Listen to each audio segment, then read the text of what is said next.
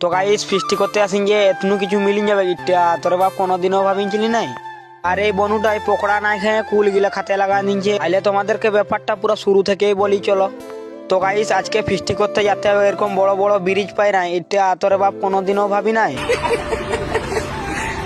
সেই ব্রিজ গিলা পাইরাই চলে আসি আমাদের লোকেশনে। আর সেই লোকেশনে আসি দেখছি মা আর বনু চুলা বোনাতে লাগা নিচ্ছে। এদিকে আমার মামা দাদু হাই করে নিচ্ছে বকুড়ারা। গাইস আমাদের লোকেশনটা তোমাদেরকে একটু দেখাই। তো গাইস আমরা সেই লোকেশনটাই ফিস্টি করছি আর কি, সেই জায়গাটা তোমাদেরকে দেখালি, তোমরা দেখলে গাইস। আর এদিকে মাসি পেঁয়াজ কাটতে লাগা নিচ্ছে, দেখছো তো গাইস তোমরা ভিডিওটাতে। তো গাইস আমার মা আর মেসো মিলি এতগুলা পকোড়া ছেড়ে দিনছে।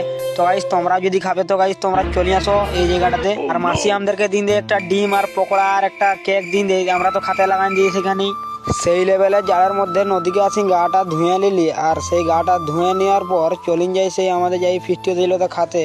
আর আসে দেখছি মায়েরাই সব বাটাবাটি করার জন্য ব্যস্ত আছে বলে আমাকে দুটো ভাত দিয়ে দে, আর সেই ভাতগুলা খাতে লাগান দিই আমি।